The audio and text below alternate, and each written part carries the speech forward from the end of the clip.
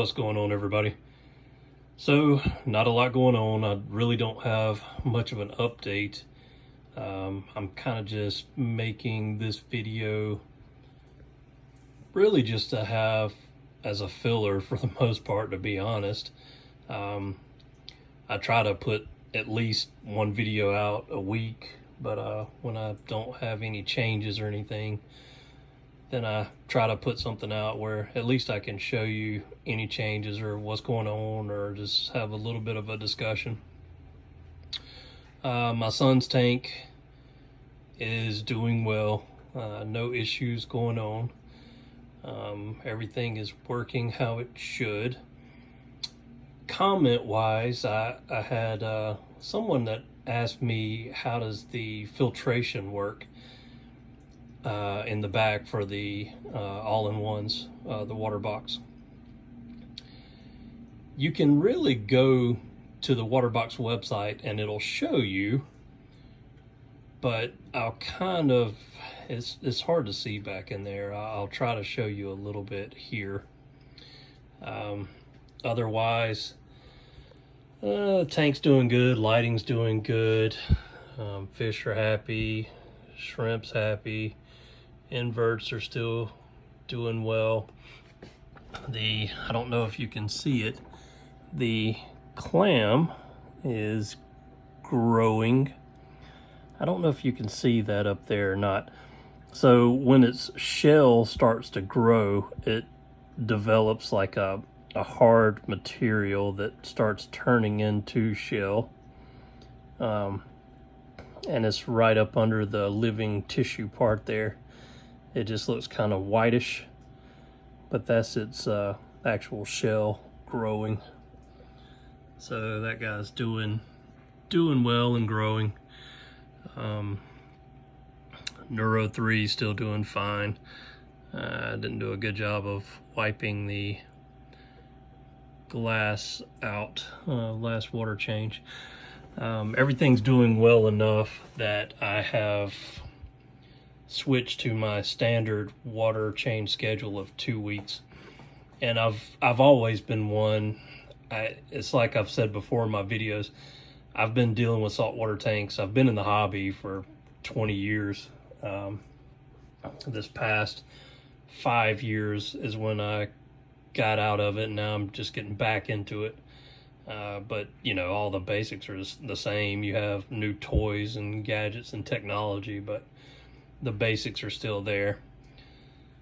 So what I found in the past, when I had a tank, and my last one, I had a couple of Maxima clams in. I can't talk. I've noticed just with the clams that I guess I know they use like the natural elements to grow and all, so they're going to use calcium to grow, and they're going to use alkalinity. So having that clam in there is the reason why I'm doing the dosing of the all-in-one. I have a Hanna alkalinity tester, and somebody had commented this and actually left it on one of the videos, saying that, you know, basically I didn't really need to do any kind of dosing, just the water changes would suffice. Well, I added the dosing to this tank because in testing my parameters, I am seeing fluctuations and drops in alkalinity and calcium. Very small, but I do see drops in it. So I added the 1-parter all-in-one dosing just to kind of keep that level steady and consistent. So basically right now, I've noticed it pretty much keeps it where I need it, just doing the 5 mLs a day of the all-in-one. And it kind of keeps it regulated where I want everything to be. So anyway, that's the reason why I added the dosing onto this tank. Is I have found in the past, you know, you would almost think if you just put like one clam in or one coral or whatever, the water changes would you would think would be enough to maintain the balance that you need of everything. But I found that I do have drops and see fluctuations in alkalinity and stuff. So that's the reason why I went ahead and started setting up dosing, and I'll probably add some more stuff to this tank.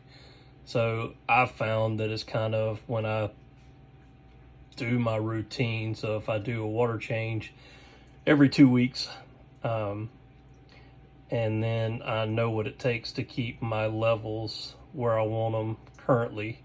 And then when I add more stuff to it, then I'll test it every 1 to 3 days and kind of look at drops and just modify my dosing from there.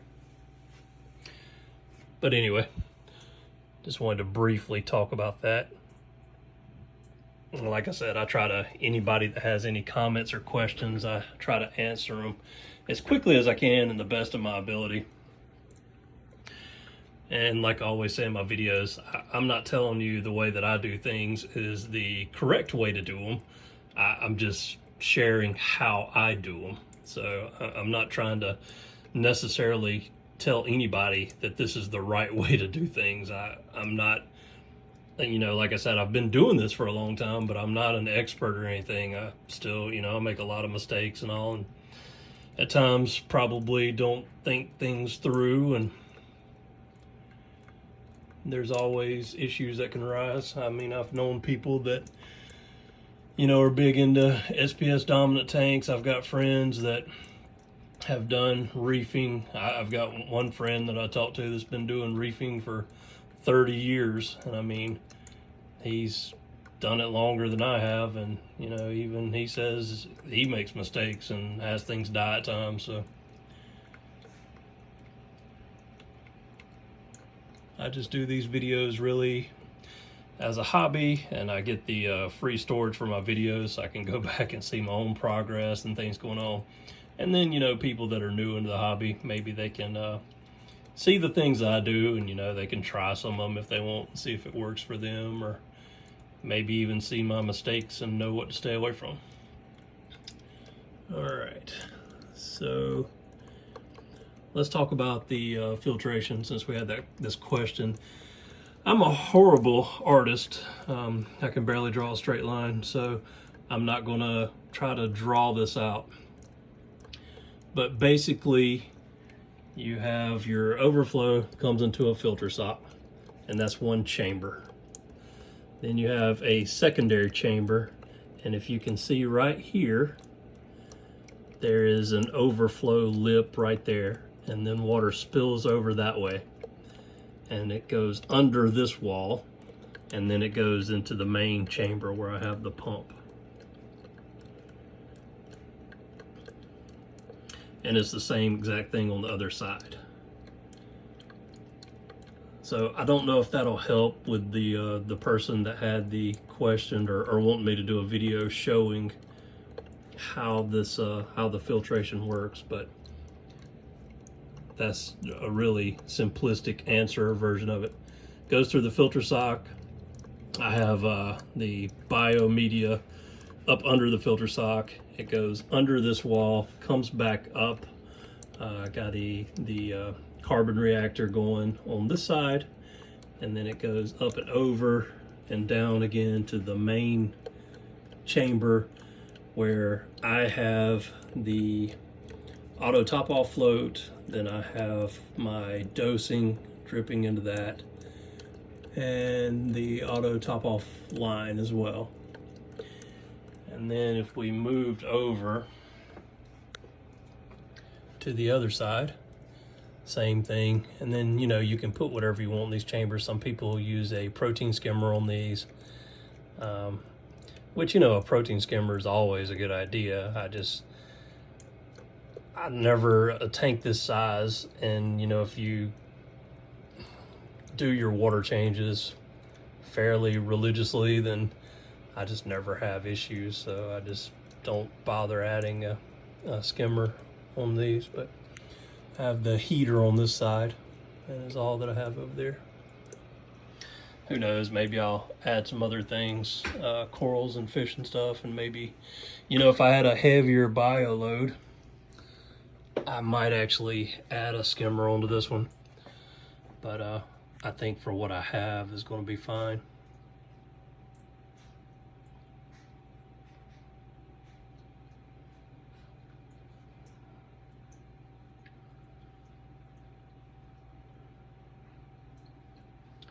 And that'll do it for this tank.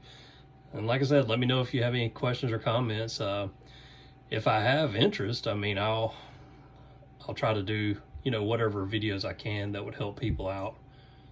And I'm not opposed to getting a flashlight and taking everything out of the back and then, you know, drain the water out and showing you exactly what it looks like in the I don't know whether you want to call it really the sump section or just the all-in-one section or whatever.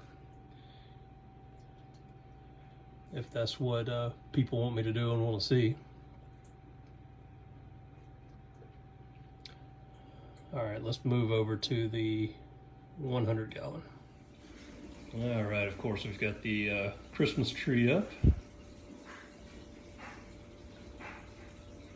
And my wife's got all kind of other decorations going on, but side view of the tank. And then we'll go around to the front. Try to hold it down so the glare from the mirrors doesn't get everyone. All right, let me go over here. Okay. I still just have the little auto top off container on the side. I'm going to be changing that eventually, but for right now, that's my temporary solution. The glass is really hazy. It gets that bacteria film on it. It wipes off very easily, but don't think that the water's cloudy or anything like that. The water's clear. It's just that haze on the glass. I don't do very much wiping or maintenance on this tank. Right now I'm doing a water change basically once a month on it. Just because there's nothing in it and nothing's really changing. The only thing that's in there, I added some pods to it. But other than that, that's all that's in the tank. I do still put the phytoplankton in there. Do a daily dose of that. I have the one Neuro 5 in there and have another one ordered. And it's like I told everyone, I'm doing this tank. I'm at a point now where I'm doing it one piece at a time. I'm not in any hurry or rush. It's just I set aside a budget for the tank and I wanted to do nice high-end stuff. I'm also big into like name brand things, and I like to stick with certain brands that I know that work or that I've used before. So I'd spent my I can't talk today. I spent my budget early, and so now I'm having to buy a piece here or there as I can afford it, especially being Christmas, and kind of went overboard on my Christmas shopping this year and spent about everything I had put back on that type stuff. So the kids should have a really good Christmas. But the tank and my hobby here, well, which this is my only hobby these days, it just kind of is getting put to the side for now. But I'm hoping, you know, that I'm going to get it going as quick as I can as far as get another light, get a protein skimmer. I want to order a top for it before I get any fish. I'm big on that now, as my last tank that I had this size about 5 years ago, I had some fish jump out, and it was not a rimless tank. So in that scenario, I actually built a canopy or top for it and put on it to solve the issue and then make it look nicer as well. But I sold all that stuff, and this being a rimless tank, I'm just going to order a screen top or lid. I don't like the little do-it-yourself kits. I don't want to fool with that. So I'm just going to order one that's pre-made to size for this tank. I already got my eye on a couple different manufacturers that I'll pick one and run with it. But I mean, a top fork's going to cost me a couple $100 as well. So I guess I need to decide what I'm going to order next. The work towards saving money for the light, or get the top or the protein skimmer. I'm not sure what order I'm going to add things, but probably not going to add any livestock until I get everything going the way I want it. And hold on a second and I'll go down and show you the underneath the sump area. Alright, so nothing has really changed whatsoever here. Get a little bit of brown algae, detritus, stuff like that in the filter socks. I change them out right now every 2 weeks. When I have fish and things like that, I usually do a 1 week schedule for those. They usually get dirty pretty quickly when you start filling with livestock. The Chaeto reactor skims still doing pretty well. Like I said, I've never used one of these before. It does appear inside that the Chaeto is growing and healthy. I do have a little bit of algae inside there, growing on the walls and the tube, a little bit on the light itself. So it's probably about time I opened it up and cleaned it. Let's see. Carbon reactor, and like I said before, I don't have any carbon in it. The only reason that I have it running is to keep the water stirring so I don't get that film or build up on top of the water there in the skimmer. And then I have two of the bulk resupply titanium heaters.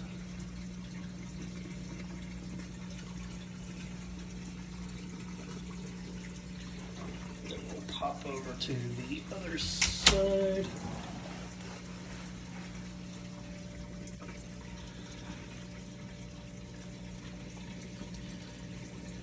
Have the core pump running, auto top off.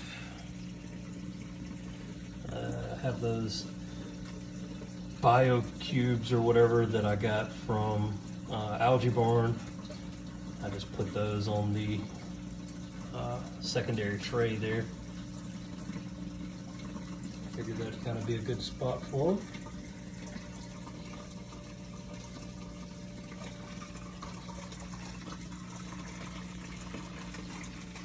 I guess that's about it. Everything's working pretty well. As an update thing, I did put silicone around that tray because I was getting a lot of water leaking around it. I still need to go back on the side, on the left-hand side. I still have a little bit of water getting past it, so I need to add a little more silicone there. But I just hadn't shut it down and dried it and taken the time to do that yet. But anyway, that'll do it for this update. Let me know if you have any questions. I appreciate anybody that takes time to watch my videos, and it's always good to have the interaction of comments and things like that. I always just ask, please keep it clean, and always keep in mind this is just a personal hobby thing, and I pay for all this stuff. I don't I'm not paid by anyone. I don't make any money, so it's just a hobby, so it's not like a super serious thing. I get some comments about stuff like that at times.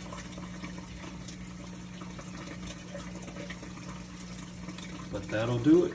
Thanks again, and I also appreciate, I'm trying to build up my subscriber base. I know most people that watch all the videos just kind of watch them and skip that. But if I could get up to 1,000 subscribers, then I could make a little bit of money off this, off the channel. And I could roll that money back into the aquarium, so that would be a wonderful thing. And I would be, there's the auto top off, just kicked on. I don't know if you can hear it. It's actually, this pump is actually quieter than the tunes, which I thought was kind of interesting. But anyway, if you could, it'd be great if you're watching this, if you could subscribe so I can try to build that up. It would really help me out. Thanks a lot.